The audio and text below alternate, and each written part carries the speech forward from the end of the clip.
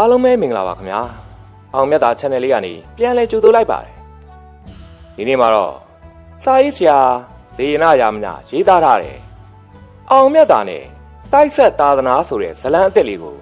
တင်ဆက်ပေးတော့မှာဖြစ်ပါတယ်ငါအောင်ဖုန်းကြီးဝစ်ပြီးဆိုတဲ့စကားမယမ်းချောင်းရွာတရွာလုံးမှာ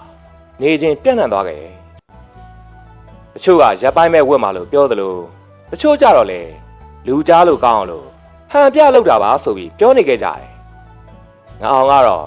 ဖုန်းကြီးဝစ်မယ်လို့ဆုံးဖြတ်ချက်ချပြီးတဲ့နေ့ကစပြီးအရက်တောက်ခြင်းကိုယတိပြက်ဖြတ်ချလိုက်တယ်နေပေါင်းများစွာတောက်လာတဲ့အဆွဲကအရက်ဖြတ်တဲ့နေ့မှာပဲအစွမ်းပြလာသလိုလူကလည်းကြောင်ခြောက်ချားတွေဖြစ်လာခဲ့အမရေကြော်ဝဲပြင်းနေတဲ့မာကြီးကခေါ်တန်ကြောင့်အိမ်ထဲကိုဝင်လာခဲ့လိုက်တယ်ငါအောင်နေရတာအဆင်မပြေဘူးလားဟုတ်တယ်မာကြီး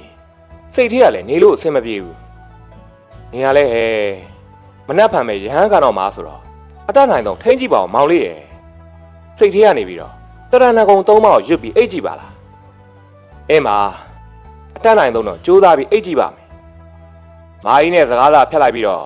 တရဏဂုံ၃မောက်ကိုရွတ်ပြီးအိတ်ရပေါ်လှည့်ချလိုက်တယ်ဒါပေမဲ့စိတ်ကိုချုပ်တီးမနိုင်တာကြောင့်ခေါင်းကိုခါရမ်းလိုက်ပြီးစက်ခနဲ့ကောက်ထိုင်လိုက်တဲ့ချိန်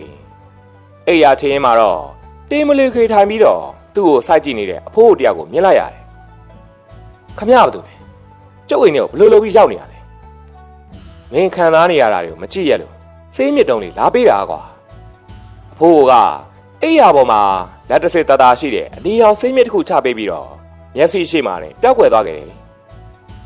ထိုစေးမြစ်တုံးကိုကောက်ကန်ပြီးတော့နမ်းကြည့်လိုက်တဲ့ချိန်ပါဇက်ထဲကိုငုံထားလိုက်ပါလူလေးအဲ့ဒီတန်ကအိမ်ခေါင်မိုးပေါ်ကနေထွက်လာခဲ့တယ်ငါအောင်လဲအတန်ကြတဲ့အတိုင်းစေးမြစ်ကိုပါဇက်ထဲငုံထားလိုက်ရာ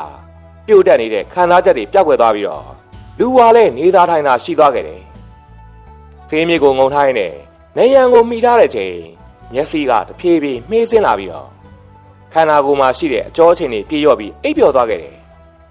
မနက်မိုးလင်းအိပ်ရာကနိုးတော့ပါဇက်ထဲငုံထားတဲ့စေးမြစ်မရှိတော့ဘဲနဲ့ရှားပေါ်မှာအနီရောင်အဆက်တချို့သာကြံရှိနေတာကိုထူးဆန်းစွာနဲ့မြင်တွေ့လိုက်ရတယ်ဒီလိုနဲ့ညနေတောင်ချိန်မှာတော့ငါအောင်ရဲ့ရဟန်းခံပွဲဟာအောင်မြင်စွာပြီးဆုံးသွားခဲ့ပြီငါအောင်ဆိုတဲ့နာမည်ကနေဦးအာစာရအဖြစ်ကူးပြောင်းသွားခဲ့တယ်ရဟန်းဖြစ်ကိုခံယူပြီးတပတ်လောက်ကြာမှတော့ဦးစင်းအာစာရတရားတောင်ပေါ်ကိုတက်ချင်တဲ့စိတ်တွေကတားမရနိုင်ဖြစ်လာခဲ့တယ်အဲဒါကြောင့်နေဆုံးဖုံးပြီးတဲ့ချိန်တောင်ပေါ်ကိုတပါးတည်းတက်လာခဲ့လိုက်ရာတောင်ရဲ့ခါးလေလောက်ရမှာတော့ချင်းတောင်တစ်လုံးကိုလွှဲထားတယ်ကရင်အဖိုးကြီးတရားစလိတ်ထိုင်ဖွာနေတာကိုမြင်လိုက်ရတယ်။ဦးအာစာရလည်းကရင်အဖိုးကြီးကိုမြင်မိမယ်ဒီတိုင်းထင်းလာခုတ်တဲ့လူလို့တွေးမှတ်ပြီးတော့တောင်ပေါ်ကိုဆက်တက်ဖို့လို့ဦးစင်းလေအခုကတောင်ပေါ်တက်ရမယ်စိမဟုတ်ဘူးဝေအဲ့ဒါလိုပြောပြီးတော့ထိုင်နေရာကနေမတက်ထိုင်လိုက်ရအရက်က9ပေလောက်ထိမြင့်တက်သွားတာမြင်လိုက်ရတယ်။ဦးစင်းအာစာရလည်းနေကင်းကြောင်တောင်အခုလိုမြင်လိုက်ရတာကြောင့်ကြက်သိမ်းမွေးညနေထလာပြီးတော့စိတ်ထဲမှာလည်းကြောက်စိတ်တွေဝင်လာခဲ့တယ်။အဲဒါကြောင့်တောင်ပေါ်ကိုဆက်မတက်ဖဲနဲ့အောက်ကိုဆင်းဖို့လှည့်လိုက်ရအစင်တော်လန့်ရဲ့အလယ်မှာတော့လက်ပိုက်ပြီးရက်နေတဲ့ယောဂီဝေလူတယောက်မြင်လိုက်ရတယ်။ဦးစင်းလေးကကြောက်စိတ်တွေဖြစ်နေတယ်နဲ့တူတယ်။ရက်နေတဲ့လူကချိုးသားတဲ့မျက်နှာထားနဲ့ပြောလိုက်ပြီးတော့အနားကိုတက်လာချိန်မှာတော့ခုနဖြစ်ပေါ်နေတဲ့ကြောက်စိတ်တွေကချက်ချင်းဆိုသလိုပျောက်ကွယ်သွားတာခံစားမိခဲ့တယ်။ဒကာကြီးကဘာသူပါလဲ။လူတော့ဟုတ်ပါတယ်နော်။လူမလူစစ်ပါဥစဉ်ရဲ့မယုံလို့ရှင်လေကျုပ်လက်မောင်ကိုင်းကြည့်ပါ။ယောဂီဝေလူကလက်ကိုထိုးပြတာကြောင့်မဝေမရဲနဲ့ကိုင်းကြည့်ရတာမန်လူတွေလိုအသားရည်ဖြစ်နေတာသိလိုက်ရတယ်။တင်းကတာမန်လူဆိုတာတော့လက်ခံပါပြီ။ဟိုမှာရက်နေတဲ့လူဟာတာမန်လူမဟုတ်ဘူးထင်တယ်နော်။သူကဥစဉ်လေးကိုအန်ရပေးမဲ့လူမဟုတ်ပါဘူး။တစ်ခုခုကိုပြတင်လို့ခေါ်တာနေမှာပါအေးဒီဦးစင်းကအခုမှလာကြောက်နေတယ်ကွယ်ဟဲ့အရန်မြင့်မြင့်နဲ့ကရင်ဖိုးကြီးကခနဲ့တက်တက်ရီလိုက်ပြီးတော့လူတကိုသွားလို့ရတဲ့ရှိုးလေးတဲ့ဆင်းသွားခဲ့တယ်ဒကာကြီးကိုလေအရင်တော့ကဒီမှာမမြင်ဘူးနော်ကျုပ်ကတောင်ပေါ်မှာဒိဋ္ဌံဝင်နေတာဆိုတော့ဦးစင်းလေးမတွေ့မိတာဖြစ်မှာပါ